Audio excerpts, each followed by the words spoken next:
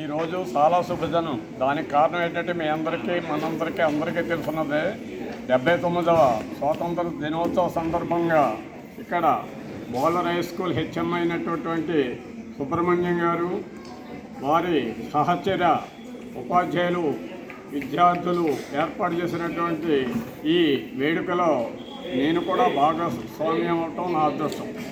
ఈ స్వతంత్రం గురించి ఈ టీచర్స్ ముందు నేను మాట్లాడటం అంత బాగోదు. ఎందుకంటే మాస్టరే మనందరికీ, మీ అందరికీ, మా అందరికీ స్వతంత్రం గురించైనా, ప్రపంచం గురించైనా, దేని గురించైనా చెప్పదక్కటానికి అర్హులు. అటువంటి అర్హత ఉన్నటువంటి వారి ముందు ఈ స్వతంత్రం గురించో ఇంకో ఏదో మాట్లాడటానికి సాహసించడం అది దుస్సాహసం అవుతుంది. కాబట్టి క్లుప్తంగా ఈ స్వతంత్రం గురించి నాకు తెలుసున్నది చెప్తున్నాను.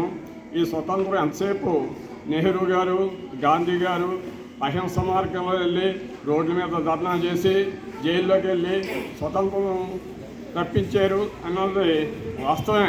కానీ దాని వెనుక బ్రిటిష్ వారు మనకి స్వతంత్రం ఇవ్వడానికి ముఖ్య కారణం అడుగంటిపోయింది, ఎవరికి తెలియట్లేదు. దానికి కారణం ఏంటంటే ఎందరో మహానుభావులు లక్షల కొలది వసూలు అర్పించి, ముఖ్యంగా భగత్ సింగ్, లాల్ లజపత్ రాయ్, ఇలా పెద్ద పెద్ద నాయకులు వారు ప్రాణాలను అర్పించి, ముఖ్యంగా చెప్పుకోవడానికి ఇక్కడ అవకాశం ఇవ్వకపోతే మన వారు సుభాష్ చంద్రబోస్ గారు ఇతర కంట్రీలకు వెళ్ళి జపాన్తో స్నేహం చేసి అక్కడ ఉన్నటువంటి అవకాశాలని ఉపయోగించుకుని సైన్యాన్ని తయారు చేసి ఎంతో వీరోచితంగా పోరాడి అసూలు అర్పించారు. అలాంటి అసూలు అర్పించినటువంటి వాళ్ళు భగత్ సింగ్ గురించి, అల్లూరి సీతారామరాజు గారి గురించి తెలియనటువంటి వాళ్ళు ఎవరు లేరు. ఇలాంటి మహానుభావుల త్యాగ ఫలితంగా తప్పనిసరి పరిస్థితుల్లో బ్రిటిష్ వారు స్వతంత్రం ఇవ్వాలి, ఇవ్వకపోతే కుదరదు. కాబట్టి వీరి విప్లవ వీరుల ఎదిరింపులకు తట్టుకోలేక ఇచ్చారే తప్ప మన రోడ్ల మీద కూర్చొని అహింస మార్గంలో వెళ్ళినందుకు ఇవ్వలేదు. అదే కొంత కారణం ఉంది. కాబట్టి ఇండియన్స్ మనల్ని తరివేస్తున్నారు, మనం ఇస్తాం ఇవ్వాలి అని అనుకుంటే లోకో. కాబట్టి ఈ మహాపురుషులను ఎదురుపెట్టుకుని నెహ్రూ, గాంధీ ఇలాంటి అహింస వాదులను ఎదురుపెట్టుకుని ఇచ్చేవనే గౌరవం దక్కించుకు వెళ్ళారే తప్ప నిజమైనటువంటి స్వతంత్రం విప్లవీరుల వల్లే వచ్చింది. కాబట్టి అటువంటి స్వతంత్ర దినం గురించి మాట్లాడుతూ ఈ సందర్భంలో మీ అందరినీ తీర్చిదిద్దుతున్న మన హెచ్ఎం గారిని శిరు సత్కరించి వెళ్ళటానికి మన ఈ కమిటీ చైర్మన్ అయినటువంటి రవీంద్ర గారు, ఈ వేదికను అలంకరించినటువంటి పళ్ళ వీరబాబు గారు, సత్యబాబు గారు, ముఖ్యంగా 2 విషయాలు ఈ బుల్లబ్బు గారి గురించి చెప్పాలి. బుల్లబ్బు అంటే నాకు సోదరుడు లాంటి వాడు కాబట్టి స్వతంత్రంగా మాట్లాడుతున్నాను. ఆయన అసలు పేరు అడపాల వెంకటరాజు గారు, సారీ. కాబట్టి మనం మానవ జన్మ ఎత్తినందుకు మన కోసమే కాకుండా కొంత ప్రజలకు ఉపయోగపడాలి. నిజంగా ఈ ఊళ్ళో ఉన్నటువంటి ఆయన కించపరిచి మాట్లాడుతున్నా అనుకోవద్దు. ఉన్నటువంటి పెద్దల్లో 4వ వంతు బుల్లబ్బు గారికి ఉంటే, బుల్లబ్బు గారికి ఉన్న, మన ఎరగదప్ప బాబ్జీ గారికి ఉన్న, మన ఊరిని ఇలా తిప్పేద్దరనమాట. తిప్పేద్దరంటే అభివృద్ధి చేస్తుంది. అయినా ఈయన ఇవాళ కాదు, ఒక 20 సంవత్సరాలు అవుతుందండి అక్కడ సిట్టు దాటి.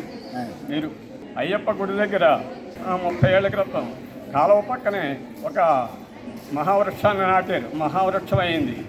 అదేవిధంగా ఇక్కడ ఈ స్కూలు స్థలదాతలైనటువంటి చేకూరి వారు కుటుంబంలో ఈ స్థలదాత అయినటువంటి కాశీ విశ్వనాథరాజు గారి విగ్రహాన్ని అక్కడ ప్రతిష్ఠించడానికి ముఖ్య కారకులు మన బుల్లబ్బు గారు. అదే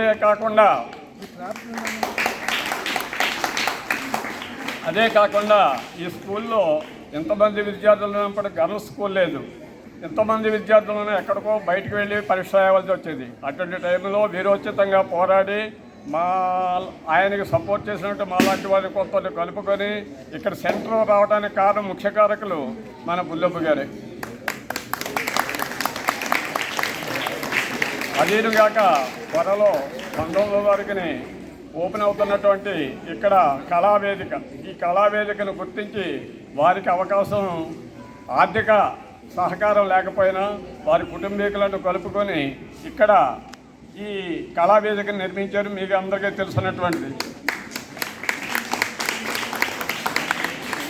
ఇటువంటి సాహస కార్యాలు చేయాలంటే డబ్బులు ఉండాలి.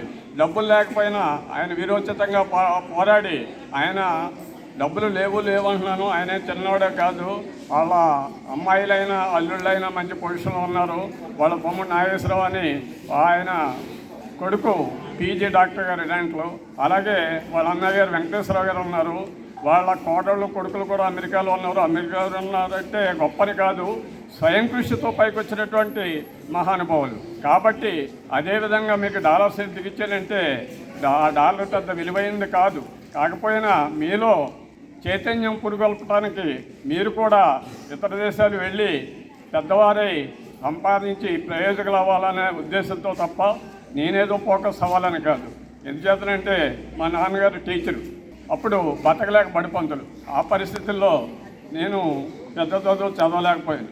కాబట్టి విద్యార్థులంటే నాకు ఎనలేని అభిమానం. సరే, అవకాశాన్ని ఇచ్చినటువంటి మీ అందరికీ కృతజ్ఞతలు తెలుపుతూ విరమించుకుంటాను.